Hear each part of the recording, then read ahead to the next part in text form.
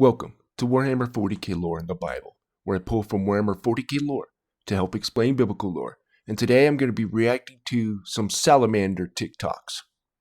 So I also do a Warhammer 40k lore in the Bible series. So if you want to check those out, that'll be in short format and long format. I have a playlist and the short section on my watch page. And basically what I do is I use Warhammer 40k lore kind of to help explain biblical lore, and I'll bring similar scriptures that are pretty close to the lore. And you won't get this in church, let's just say. But anyways, I want to start out with this because we're talking about Space Marines. So this is Zechariah 10:5. And they shall be as mighty men, which tread down their enemies in the mire of the streets in the battle. And they shall fight, because the Lord is with them. And the riders on the horses shall be confounded. Sorry, I love that scripture. But anyways, let's get this started. And by the way, we're going to be talking about dragons today with the Bible. Very interesting. The Salamanders are the 18th Space Marine Legion, fathered by Vulcan. Hailing from the tectonically active planet of Nocturne, a gene seed mutation gives them jet black skin and glowing red eyes. They have a strong culture of craftsmanship and an even stronger dedication to humanity. They are one of the only chapters to live amongst their citizens and will go out of their way to defend normal human civilians and allies. And if you can't tell, the Salamanders are my favorite. They're my favorite legion. And for that reason, they care about their civilians that are under them, you know. And they're the Blood Angels do in a way, but not like the Salamanders, you know. But anyways. In battle, they make heavy use of flamers and power weapons and are rigorously patient, only striking when the time is exactly right. During the heresy, they remained loyal, but were mauled during the drop site massacre, losing most of their legion. As such, they have always been numerically inferior to their contemporaries and fathered few to no successor chapters. Okay, so this is Bell of Lost Souls, by the way. So if you want to check them out on TikTok, go ahead. Now, Satan is not a cherubim. He is a dragon, or what we'd call a seraphim. So seraphim literally means fiery serpent. And we're going to see that Satan is a dragon. It tells us he's a dragon. So Revelation 12:9. And the great dragon was cast out, that old serpent, called the devil and Satan, which deceiveth the whole world. He was cast down to the earth, and his angels were cast out with him. He definitely has deceived the earth, hasn't he? The whole earth thinks he's a cherubim, right? Nowhere in the Bible are cherubims described as serpents. And where they think that is talking about Satan, King Tyrus, King of Tyrus, nowhere does that say he's Satan.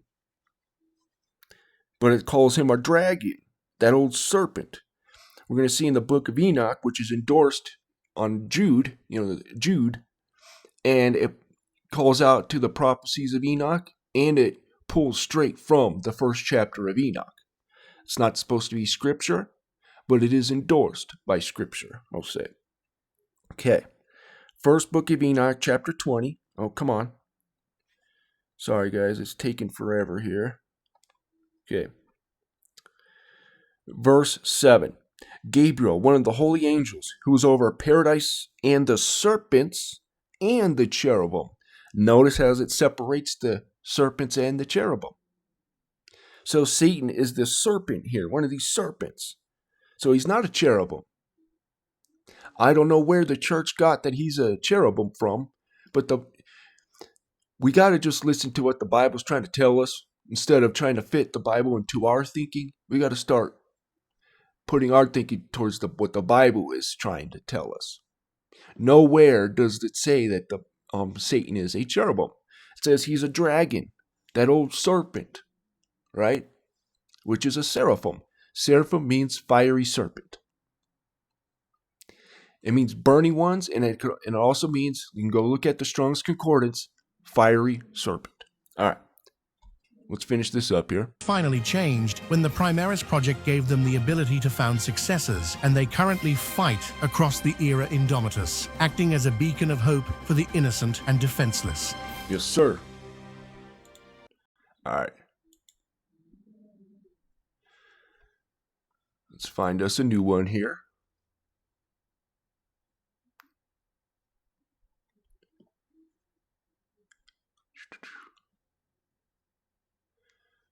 We'll do this one. Did you know that? So this is when the Salamanders fought beside the Eldar. This is Addicts TV. Did you know that during the Octarius War, the Salamanders fought alongside the Eldar to stop an Orc warlord from becoming invincible? Deep in the Octarius sector, the Orcs had grown into an empire. Led by the brutal overfiend of Octarius, they were threatening Imperial space on a scale no one had seen before. You know what? I'll bring this up real quick. So this is actually, sounds very, almost like elves here. You'll be surprised. I think this is Proverbs. Hell.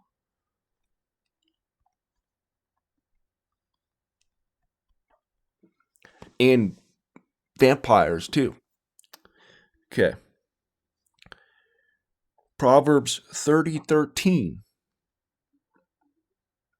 Well, I should say 12 through 15, I guess.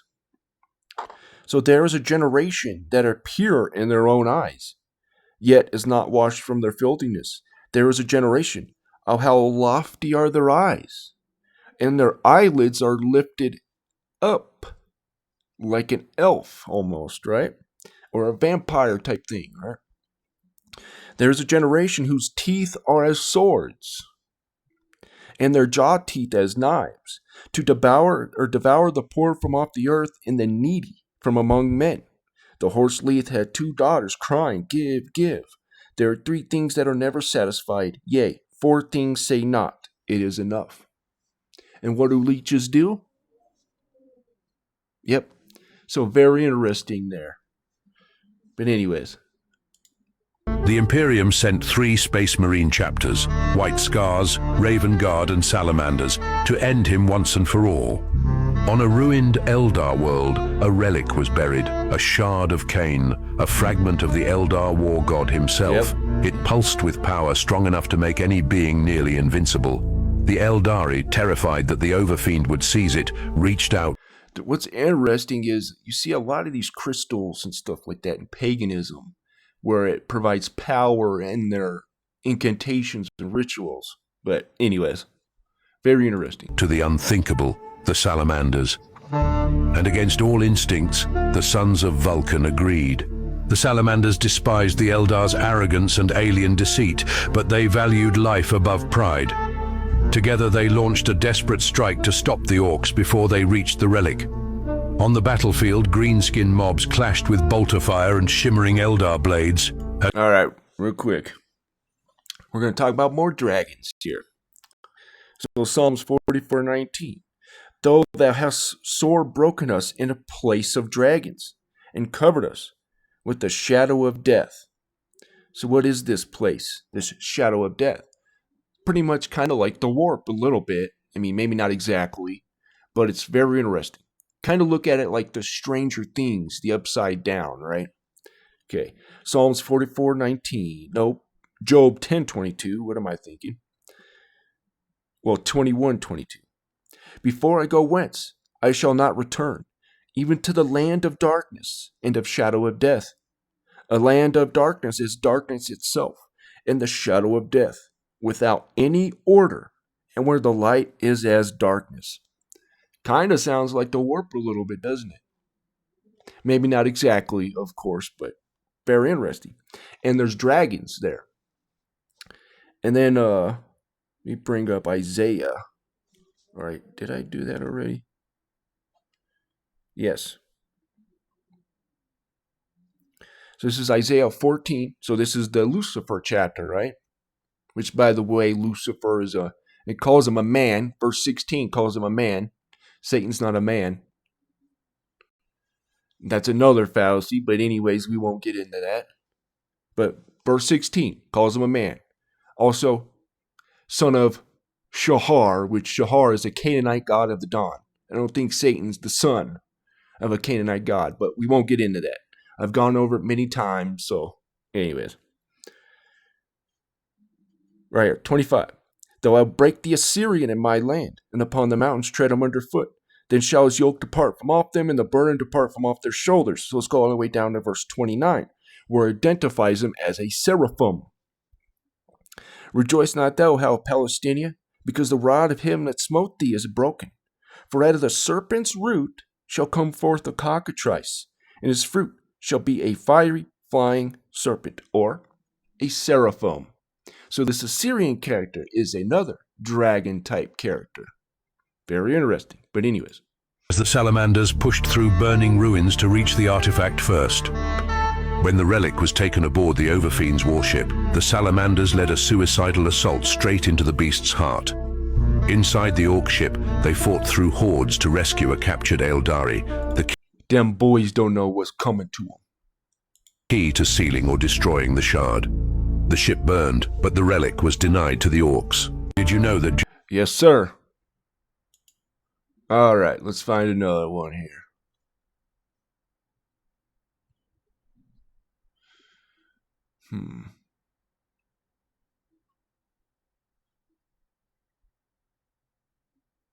All right, we'll go to this one. This is from the Hood Guard. I like this guy. Let's a Deathwatch team made up of only Salamander successor chapters. The Salamanders, due to their incredibly low numbers after the drop site massacre, have always had the least amount of successor chapters. Well, besides the Space Wolves. But recently, with the Ultima founding, there are finally enough for us to build one of these teams. So we won't have to use any White Dwarf chapters like the Beacons of Mar or the Drake's Radiant. As always, the squad will be made up of a sergeant and 5 marines and other roles, so let's get into it. For the sergeant of this squad, I chose a marine from the Covenant of Fire. Now, initially I was thinking heavy weapons for them, but they are one of those chapters who fully embrace the Promethean creed. Culturally, they're probably the closest to the Salamanders, and have even contributed to Vulcan Hastan's search for the artifacts of I like that pick, actually. I do. I like that pick. I like it. Vulcan. I think that, paired with their just innate zeal, would have them be great leaders for this squad. For our melee and CQB specialists, we gotta go with the Black Dragons. I mean, what's the point in having adamantium-sheathed bone knives if you can't get up close and use them? For our heavy weapons, I have the Storm Giants. And yes, they are confirmed Salamander successors, don't listen to everything on the wiki. Because of having an overactive Biscopia, the gene seed organ that regulates their size, they are... Now, I use the wikis, but I always tell people to take it with a grain of salt. I have been burned many a times on that. So again, take them with a grain of salt, guys. They're definitely wrong on a lot of parts. It just helps me use that to help explain the biblical side of things, if that makes sense. Naturally stronger and larger than other Astartes chapters on average. Their combat doctrine also shows us that they are... And I would say this, I would prefer going to the books and stuff like that.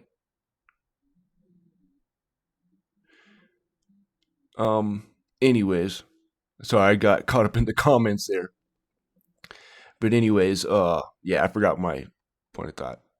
Anyways. Partial to up-close engagements using heavy weapons like artillery and tanks. So for those two reasons, heavy weapons would be perfect for them. For our support role, I've put in the Black Vipers, which might be a little bit of an oxymoron seeing as they don't want to have anything to do with any other Space Marine chapter. But they are servants of Belisarius Call, they have deep connections to Mars, so I'm guessing their Tech Marines would be pretty good. And they don't really seem to match any of the other... Okay, so let's talk about this dragon here.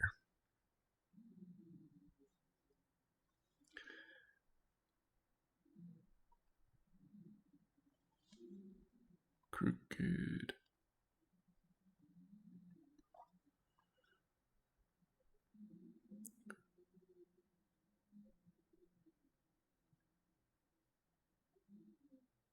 Oh, no, it's a different one. But anyways.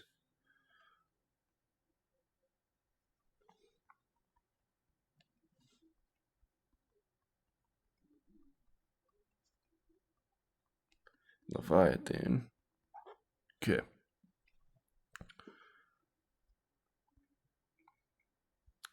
Isaiah 21 or 27:1. In that day, the Lord with the sword and great strong sword shall punish Leviathan, the piercing serpent, even Leviathan, that crooked serpent, and he shall slay the dragon that is in the sea. Very interesting. And it is this, we won't get into that. But anyways, there's a dragon of the sea, Leviathan. And it talks about in Job where his sneezing's like a lamp comes out, right? It's talking about fire. So, very interesting. Roles here. For the sniper recon role, I have the Dark Krakens. They have a very ingrained hunting tradition on their oceanic homeworld, so I think they would bring... I have a video coming up about the Dark Krakens, by the way, and it's going to be about Satan's marine kingdom, which is very interesting. But anyways, those same skills here. And then last, for our tactical flex spot, I have a member of the Dragon Spears. Their kind of claim to fame is that they do a type of ritual cannibalism to remember their brothers that have fallen. This is called homophagia, by the way. And they can gather memories and intelligence and all that of their enemies or whatever. So. But outside of that, we don't really know about how they engage in fights. So until we get more lore, they'll be in this role. But thank you guys always for watching. Let me know if you would change around some of these chapters or roles in the comments. And yeah. But the Dark Krakens are pretty interesting. They're not really talked about that much, but I want to get into them. So I'll save that. Anyways. All right, for the last one, we're going to do my TikTok. So, shameless plug here. Yeah. The Salamanders are the Imperium's 18th Space Marine Legion and are one of the Loyalist's first founding chapters. Their Primarch is named Vulcan, and before they were united with him, they were called the Dragon Warriors. Now, one thing I do regret not putting in there is how they got their ashen skin. At least I don't think I did put that in there. I kind of regret that, but oh well. Like other Space Marine legions, they are unusually concerned with civilian casualties, and one of their most important duties is to protect the lives of the Emperor of Mankind's innocent subjects. The Salamander's homeworld is a death world called Nocturne, and it is racked by constant volcanic instability, but it possesses the very rarest kinds of mineral resources. Famously, their war cry is, "Vulcan lives." What if I told you that Satan is not a cherubim, but a seraphim, which can mean a fiery serpent? Seraphims are first mentioned in Isaiah 6:2. Above it stood the seraphims. Each one had 6 wings. With twain he covered his face, and with twain he covered his feet, and with twain he did fly. In 1 Enoch chapter 20, we see the separation between the serpents and the cherubim. Verse 7, Gabriel, one of the holy angels, who is over paradise and the serpents and the cherubim. In Revelation 12:9, he is called a dragon and an old serpent. Verse 9, and the great dragon was cast down, that old serpent, called the devil and Satan, which deceiveth the whole world. He was cast out into the earth, and his angels were cast out with him. He has definitely deceived the whole world, hasn't he? Alright. So we're going to end it there, guys. I hope you guys enjoyed that. And if you guys liked the video, or if you didn't like the video, thank you for at least giving me a chance. And if you guys are looking for a jitterless energy drink, check out Dubby. These guys here. I have a discount link in the description. Every time you use that, you'll be helping out the channel a lot. And I want to thank everybody for using, or who has used that link. And I just want to thank all of you guys for supporting my channel. You guys are awesome. But anyways, you guys have a wonderful day.